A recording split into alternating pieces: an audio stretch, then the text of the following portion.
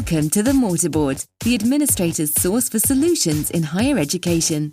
We tell you about challenges other schools have faced, benchmark the problem, share their best practices and epic fails, and invite you to consider whether what worked for them might also work at your institution. Hosted by longtime college president Dr. Dan Barwick, this is the Mortarboard, the source for solutions in higher education. Welcome to the Mortarboard, your source for solutions in higher education. I'm Dan Barwick. Welcome to the podcast. If the content of this podcast interests you, then you'll enjoy my new book, Risk and Reward: How Small Colleges Get Better Against the Odds. It's now available from Amazon in ebook, paperback, and audiobook format. The best way to find it is to head over to my blog, mortarboardblog.com, and click on the link on the front page. If you have any thoughts about the book, don't hesitate to send me an email and let me know what you think.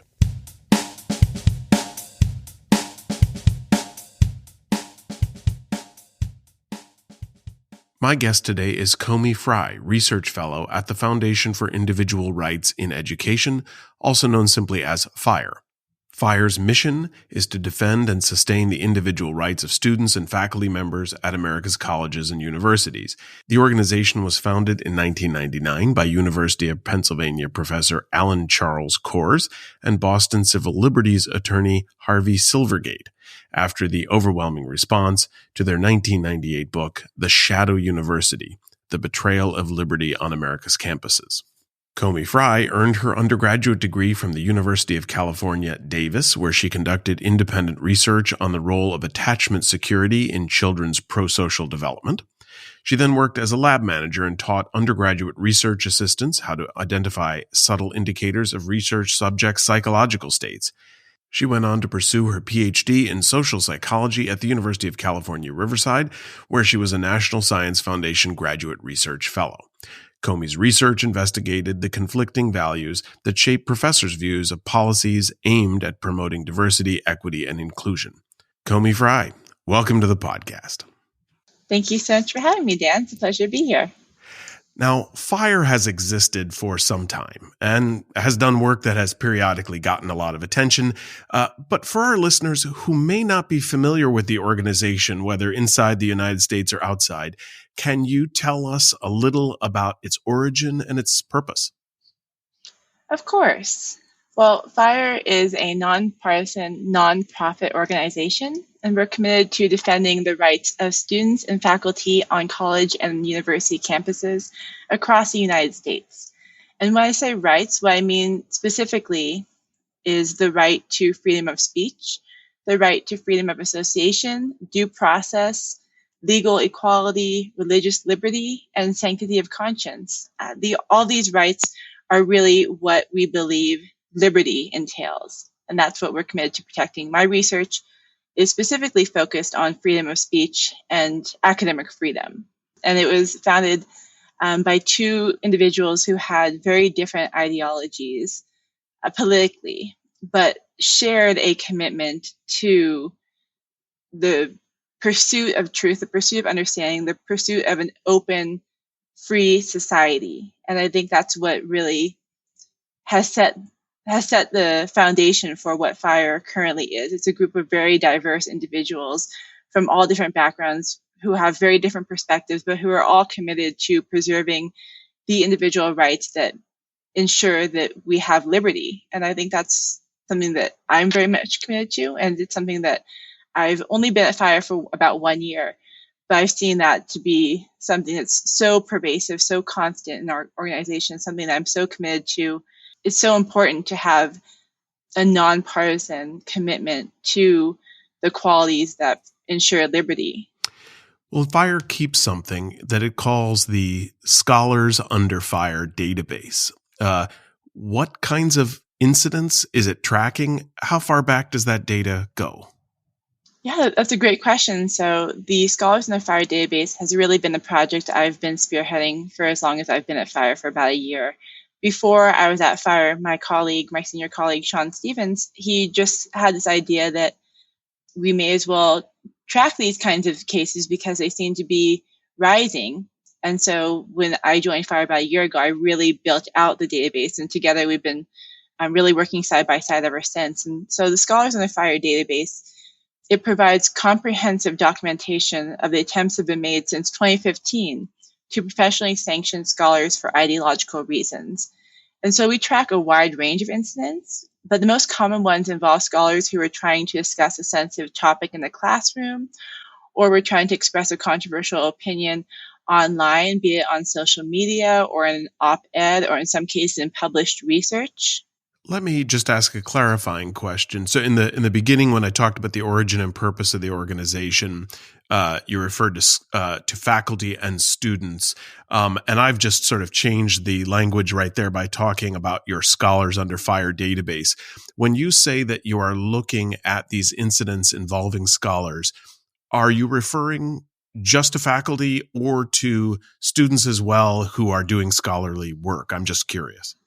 Yeah, that's a really important distinction. We've actually, Sean and I have discussed, or we did discuss at length, who we want to focus on in this database. And we chose the term scholar because we want to include not only faculty in the sense of professors, be they assistant professor, associate, full, even emeritus, but we also wanted to focus on people like lecturers, adjunct or clinical or otherwise instructors.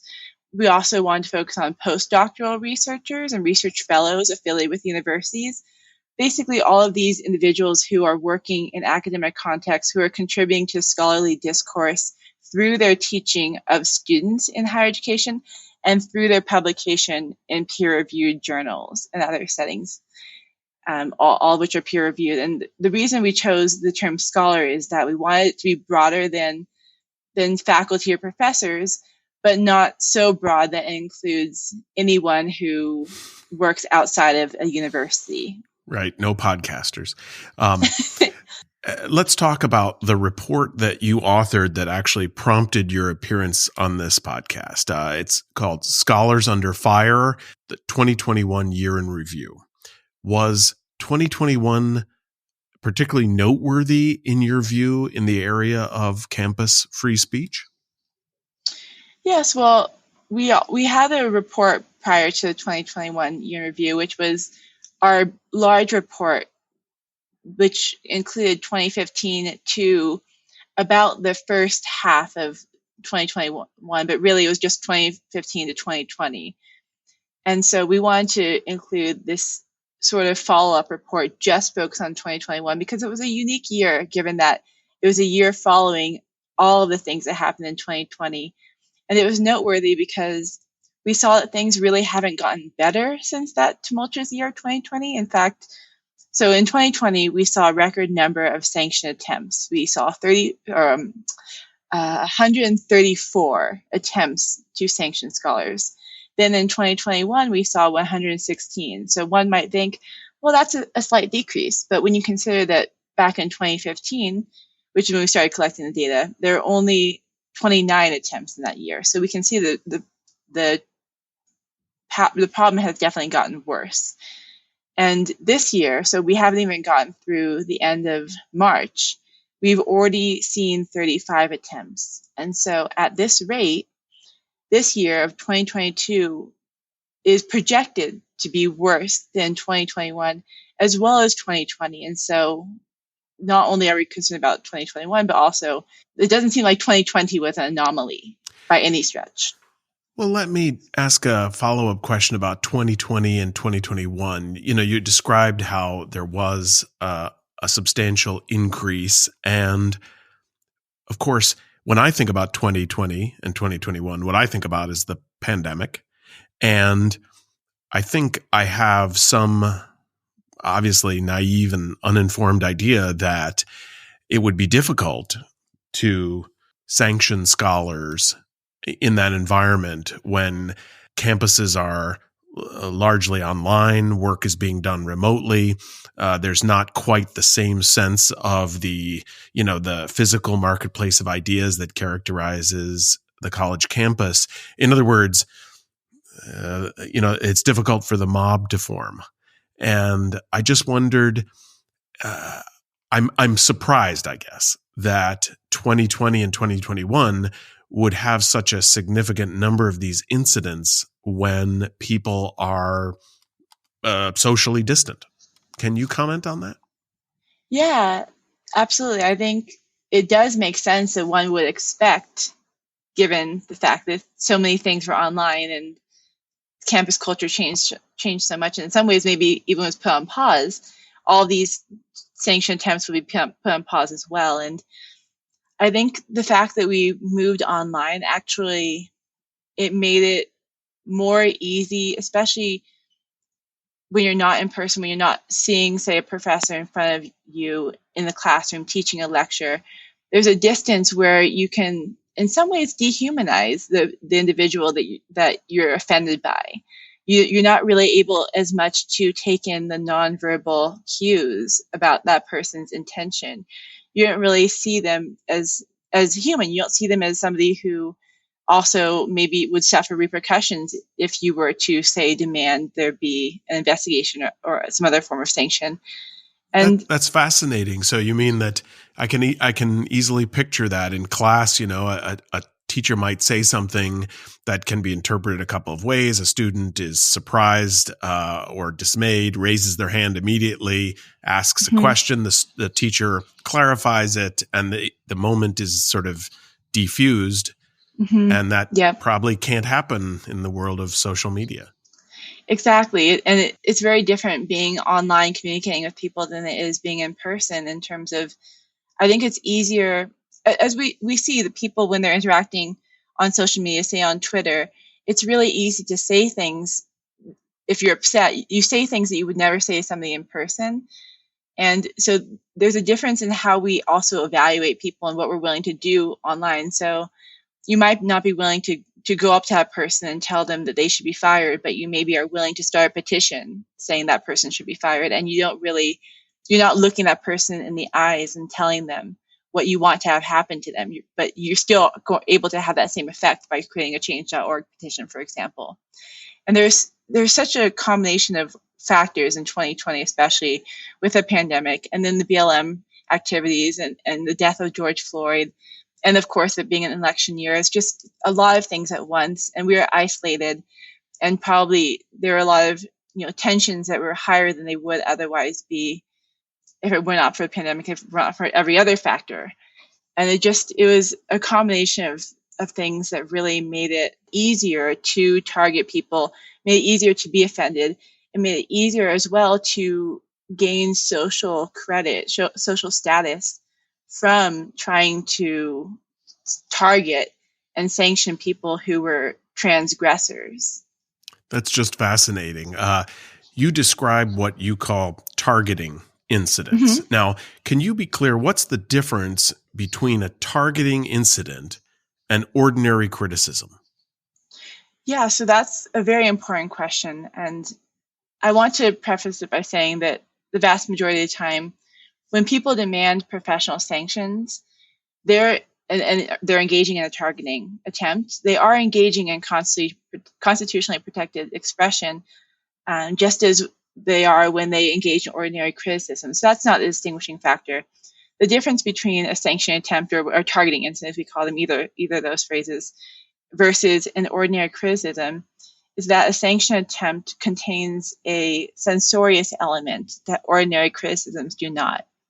And so in attempting to sanction scholars, people are attempting to silence and to punish rather than to disagree and to engage. And so you can also look at it as a difference in magnitude. An ordinary criticism can become a sanction attempt if people are not only disagreeing and engaging and even condemning a scholar, but they're also demanding action. They're demanding a suspension. They're demanding termination. They're demanding repercussions for that expression. And so that's really the difference, is the call to action in addition to the criticism. Can you describe the areas in which scholars are most likely to be targeted? Sure. Well, scholars are most likely to be targeted for speech pertaining very broadly to race. And this was the case not only in 2020 and not only in 2022 so far, but also every year since 2015, with the exception of 2017, when gender was sort of the hot topic, and that has to do with the Me Too movement. So when it comes to race-related speech, the most common type of incident involves scholars who use the N-word when quoting a historical document or another sort of writing or piece of literature or art that related to their course, but it had to do with, rather than calling somebody N-word, of course, just quoting it for the purpose of bringing up a sensitive topic that can further the discussion. So we call that something that was for pedagogical purposes. Can you tell us one or two of what you see as the most egregious targeting incidents during the term covered by the report? I'm trying to give our audience a sense of what is actually unfolding in the kinds of cases that FIRE takes an interest in, and maybe actually you could add to that which kinds of incidents, maybe an example or two of incidents that FIRE itself became involved in. Sure. Well, one incident that stands out is fairly recent and also ties into what I was just explaining about the N-word is Jason Kilborn at the University of Illinois, Chicago. And so Jason Kilborn was suspended after a student complained that an exam question had the N-word as well as the B-word, only containing the first letter, the N and the B, and the rest was blanked out. And so this person, Jason Kilborn, did not include these words in their entirety. He only included the first letter of these words. Nevertheless, a law student claimed that she had to, I quote, seek counsel immediately after exam to calm herself down from what she just experienced.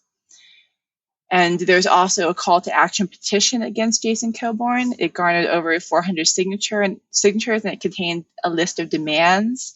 Kilborn was investigated and suspended. And even though he was ultimately reinstated, the law school issued a statement in which they explained that they acknowledged that the racial and gender references on the examination were deeply offensive and that faculty should avoid language that could cause hurt and distress to students. And so this is an example where even though Jason Kilborn is currently employed and he still has the same status as he had before, that incident has a very strong potential to create what we call a chilling effect, whereby anyone who is around this individual, Jason Kilborn, who is aware of this incident, as a result of seeing what he underwent, is less likely to feel comfortable discussing these topics, even though he tried to discuss them in a very sensitive way by only using the first letters. And even though he was citing them in the context of an exam in which he was asking a question about a case, this was a law class, asking a question about a case where these words were relevant to making a determination for the answer. And so that's something that we see a lot, is that people don't consider the intent of the individual. They only consider the effect, the impact of the expression. From that example, one of the things that comes to my mind right away is the question of whether or not the law school's response, their public proclamation about this, would have been different 10 years ago. Is part of the issue not just that people are being targeted by those who want justice, but that the reaction from those who perhaps traditionally would have defended those people, that the institution's reaction is also changing? Yeah, the climate has definitely changed. And one thing that's pretty striking and saddening is that in the past, since 2020, so past maybe less than 2 years really, since the pandemic and George Floyd, we've seen an uptick in attempts that were initiated by law students. And so the fact that these are students who are supposed to be learning how to defend, the Constitution, and not only defend, for example, what's very much legally and specifically defended by the First Amendment in that context, but also understand the value of free speech. These students are the very ones who do not have an appreciation for free speech. And the law schools themselves, oftentimes the deans of law schools, and this is especially the case at Georgetown Law in recent years, and really the past year, Georgetown, I believe since 2020, Georgetown Law students have initiated 6 attempts to sanction scholars. And 4 or maybe 5 of those were met with the institution not only engaging in a sanction, but also publicly issuing a condemnation of that scholar and a reiteration to their commitment to upholding, say, diversity, equity, and inclusion. And they're sort of pulling away from their commitment to free speech and academic freedom. So that's definitely a very worrying pattern, and something that we may even want to write a separate report about is just institutional responses, and particularly surprising and disturbing being law school institutional responses that one would expect and hope would be defending the professor's rights, really, a scholar's rights, really undermining them with the rhetoric. Are there institutions, I hope the answer is yes, but I won't put words in your mouth. Are there institutions that are able to stand up to this? Are there institutions who respond in a way that's consistent with the ideas of free inquiry?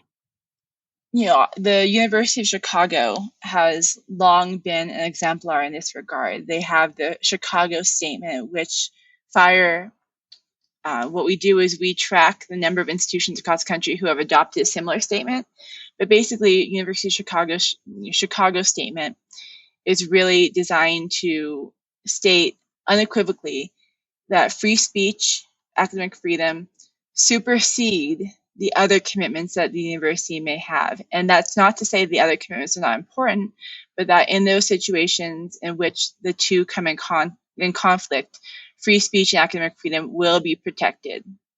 And to make that explicit, unequivocal statement is very powerful. It's something where even if there are many attempts to sanction scholars at say, University of Chicago, the administration has that precedent they can turn to, they can cite.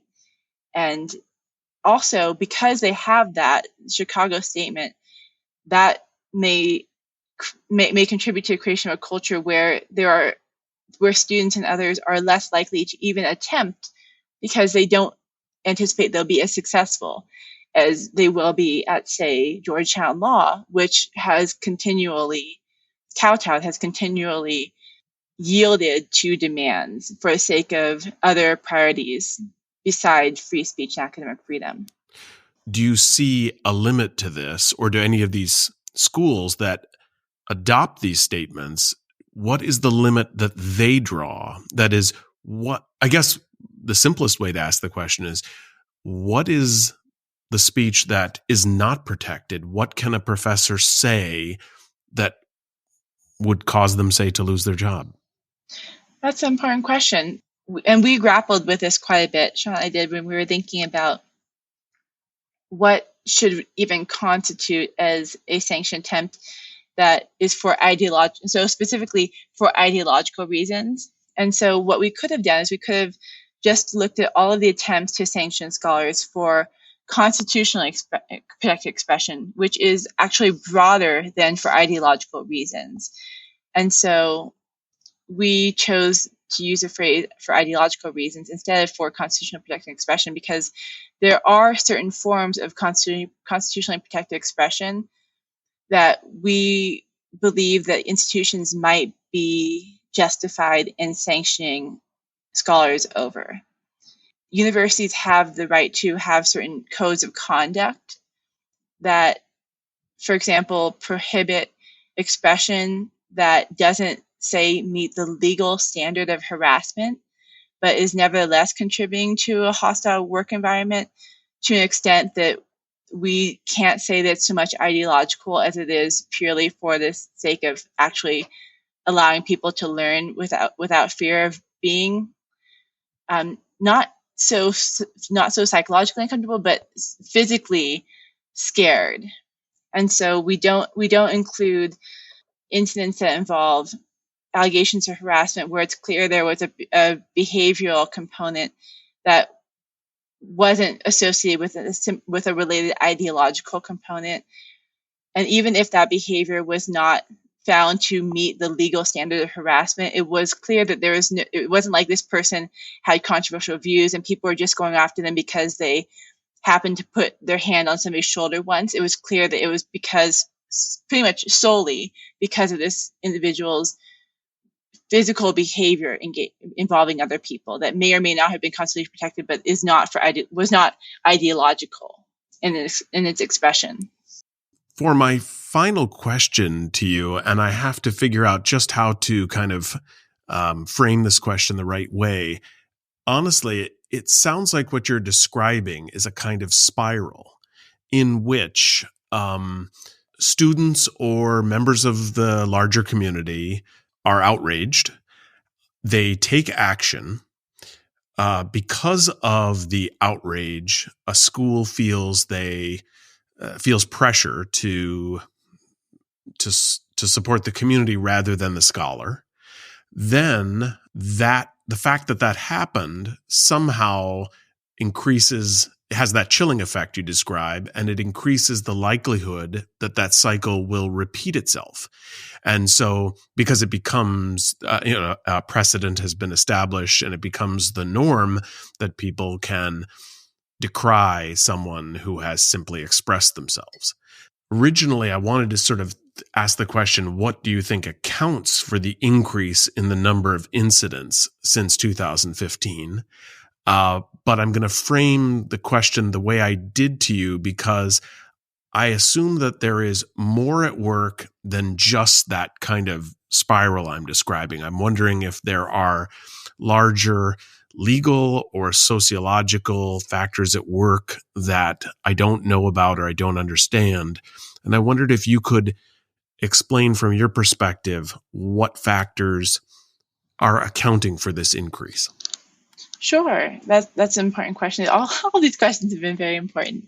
So this question about what accounts for that increase and the spiral, the chilling effect being among those factors, I think that related to the chilling effect is the incentive structure and the social status one garners from initiating or participating in these sanction attempts. How interesting. So it's a way of virtue signaling, tremendously at the targeted scholar's expense. But if you are an individual who feels offended, or you're an individual who wants to come to the defense of others who hypothetically could be offended, in either of those cases, coming forward makes you appear brave.